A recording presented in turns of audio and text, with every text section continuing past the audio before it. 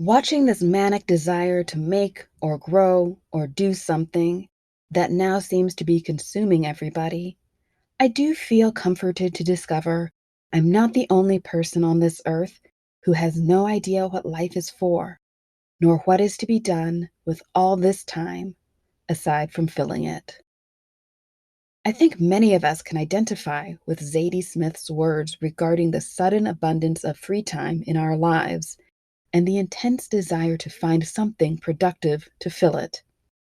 I'm Veronica, and this is the English Chronicles, the book club for English language learners.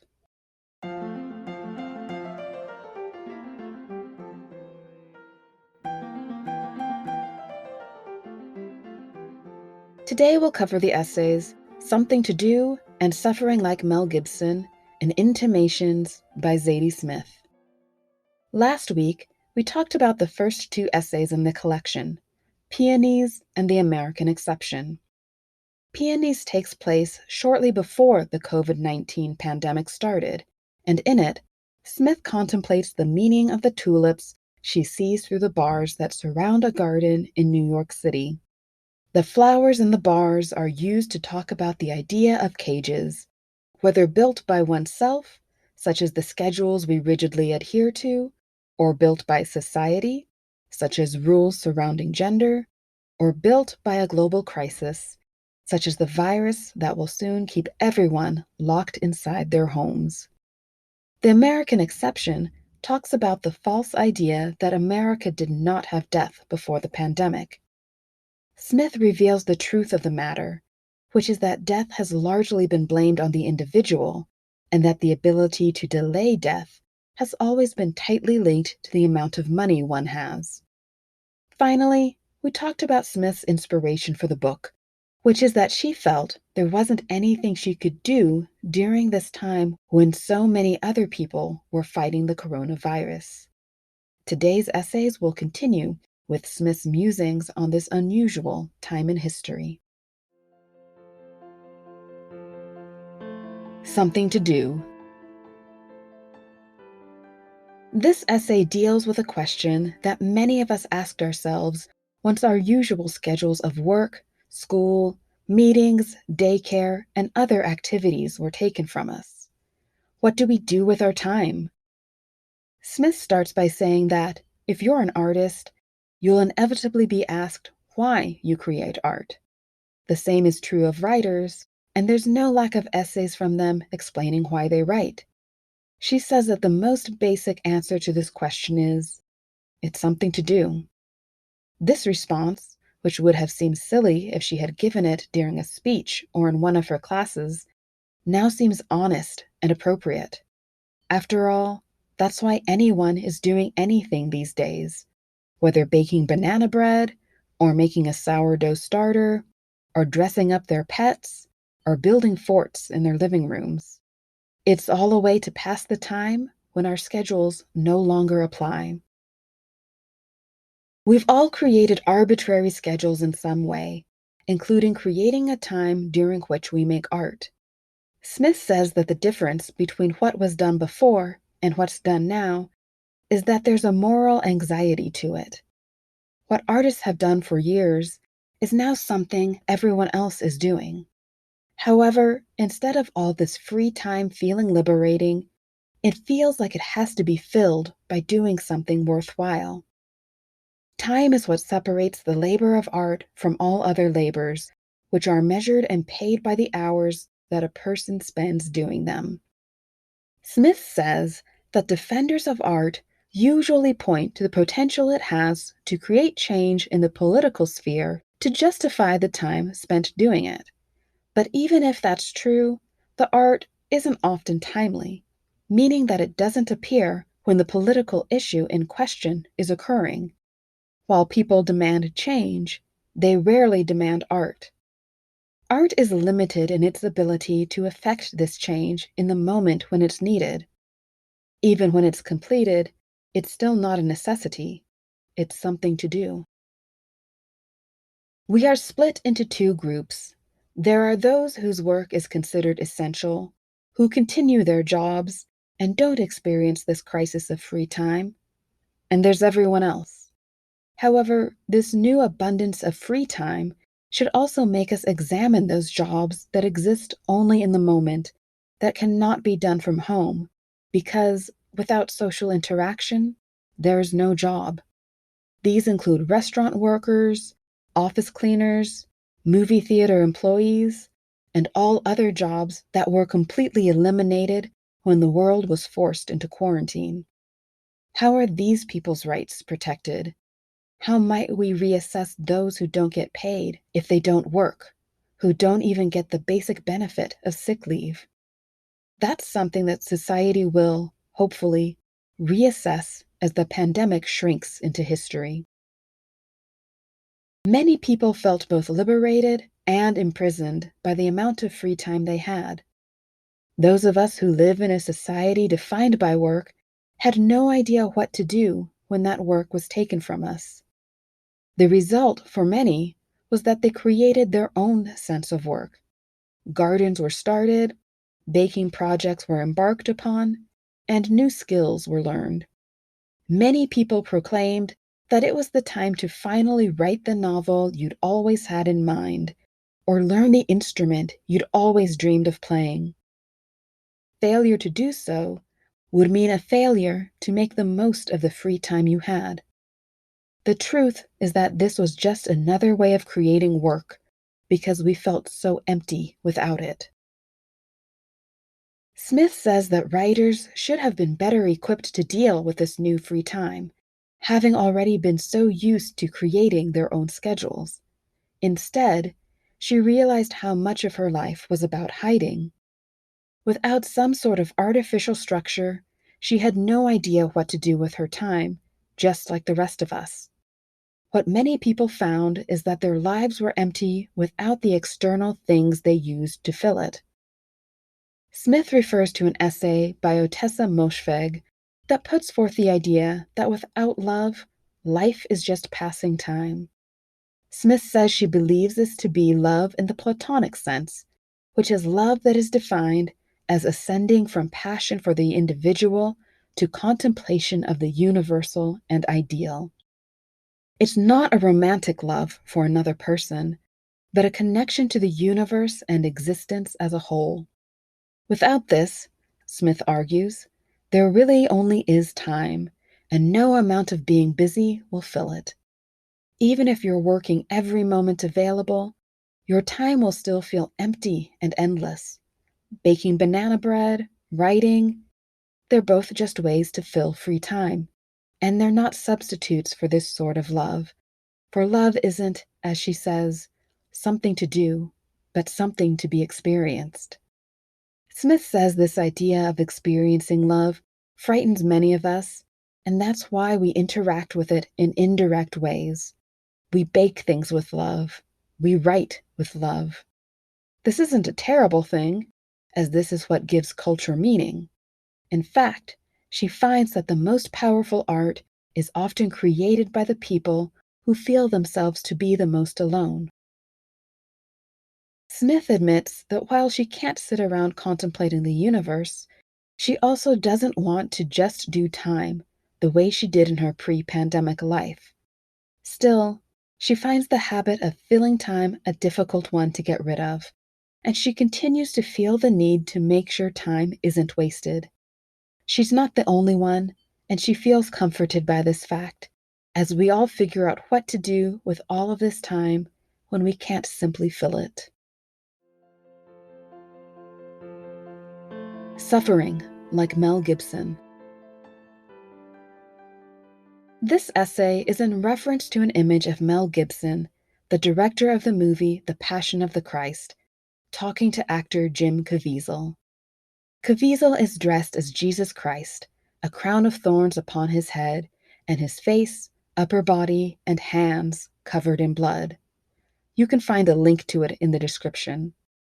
The image has become a meme that people have used to express the tendency of those with smaller problems to complain to those with larger problems. It is, essentially, putting suffering on a scale for comparison, with the clean Mel Gibson seemingly complaining about a trivial issue to Christ who is about to be crucified. The essay is about that comparison of suffering and how suffering always feels real and extreme to every individual. Many of us realized this to be true while we were stuck inside during the quarantine. Those who lived alone, even if by choice, experienced an acute sense of isolation, while those who lived with others, also by choice, longed for just a few minutes alone. Smith writes that all artists with children found out what it was like to live without privacy or time to oneself, and so their art took a back seat to the new focus of their lives. Artists without children may have felt thrilled to suddenly have so much free time, until the feelings of guilt for not productively filling that time appeared.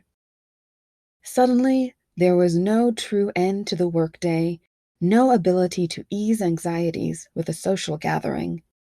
The division between days and nights and weeks were blurred. Those living with partners were confronted by the reality of seeing the same face day after day.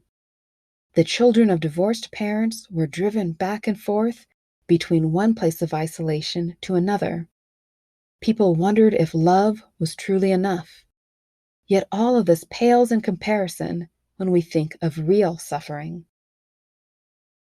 To expand on this idea of real suffering, Smith remarks on the cultural conversations surrounding privilege that have become common in recent years. We are teaching ourselves to be more aware of how class, gender, race, and other demographics make life easier for some and harder for others. Smith includes an anecdote about realizing her own privilege as she stood behind two women of color talking derisively about a white woman who they saw had given her infant an iPad. While Smith at first identifies with them, she stated in interviews that she's not a person who uses these sorts of technological devices.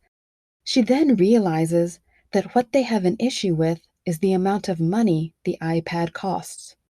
When they laugh, "These people got rent money to burn," she feels ashamed.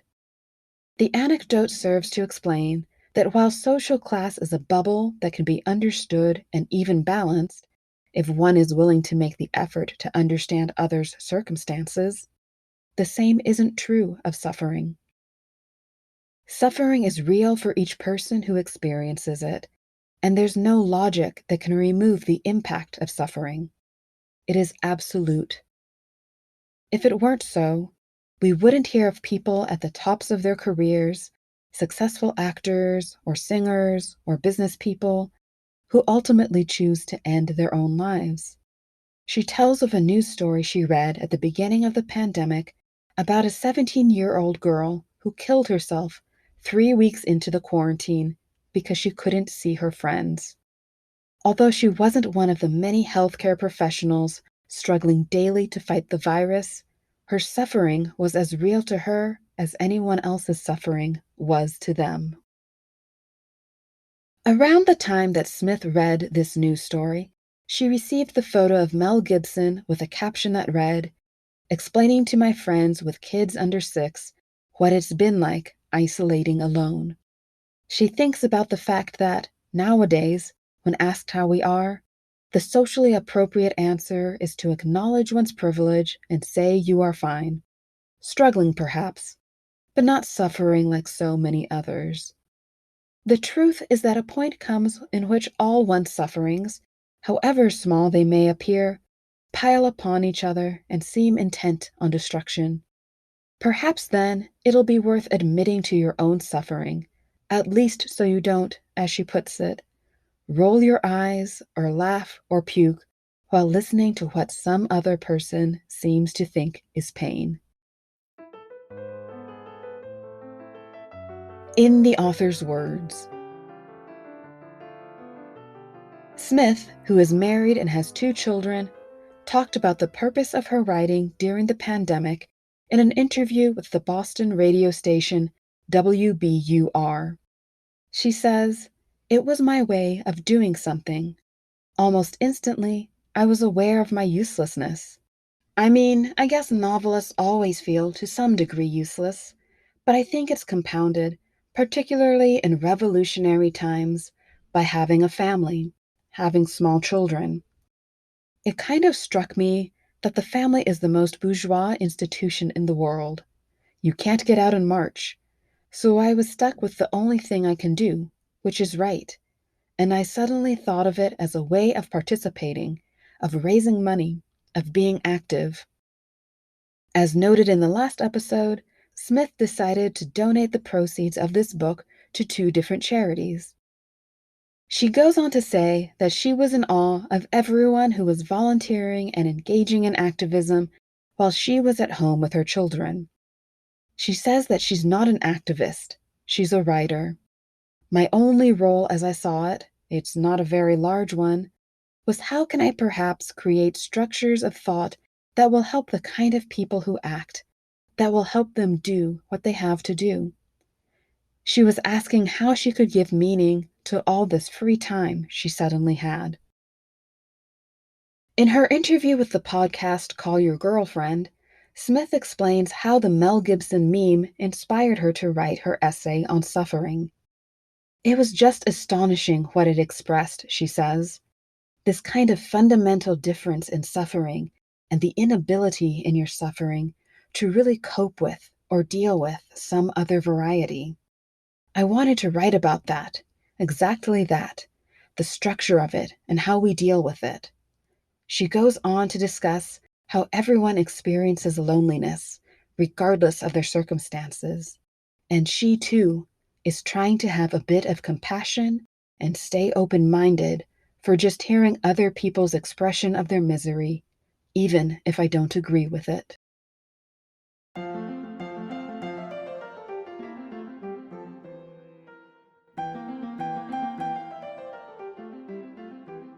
The sudden need to fill empty time during the pandemic was staggering.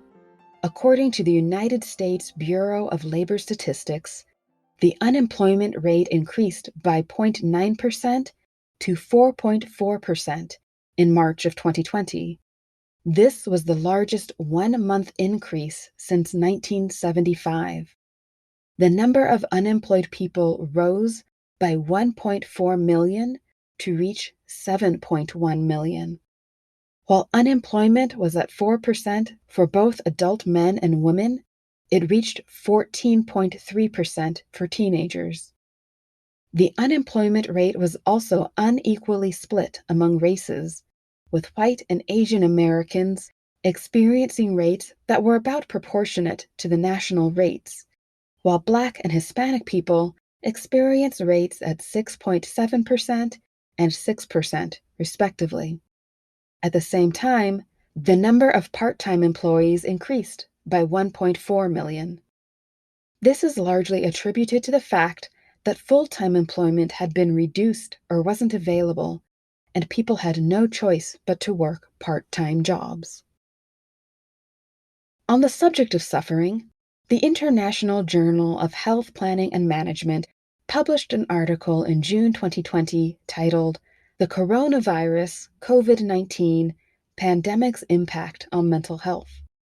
The article examines all the ways that the virus could not only affect physical health, but also potentially put a strain on mental health. It stresses that a pandemic is not just a medical phenomenon. It affects individuals and society and causes disruption, anxiety, stress, stigma, and xenophobia. The rapid isolation, social distancing, and closing of schools, workplaces, and entertainment venues were expected to have an effect on the social and mental health of all individuals.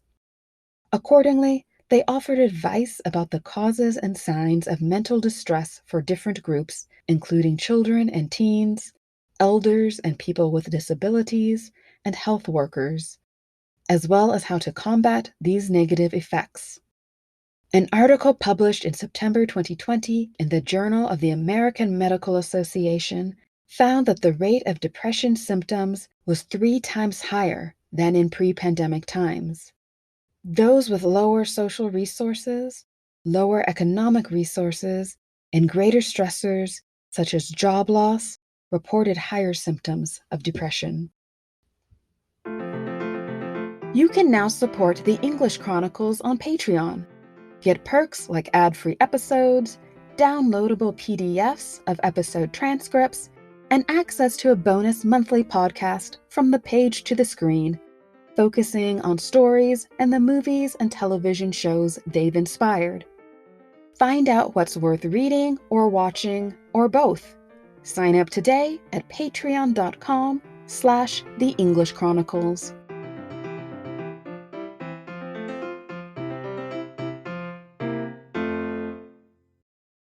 That's all for today's discussion of Intimations.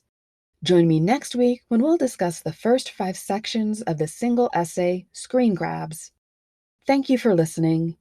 If you enjoyed today's episode, subscribe and leave a rating and review in your favorite podcast app. I would really appreciate it, and it helps other book-loving English learners find the podcast. What are your thoughts about filling time and the concept of suffering as an absolute?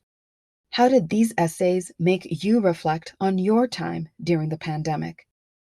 Leave a comment at theenglishchronicles.com, where you can also find a transcript of each episode, send an email to theenglishchronicles@gmail.com, or find me on Instagram @theenglishchronicles.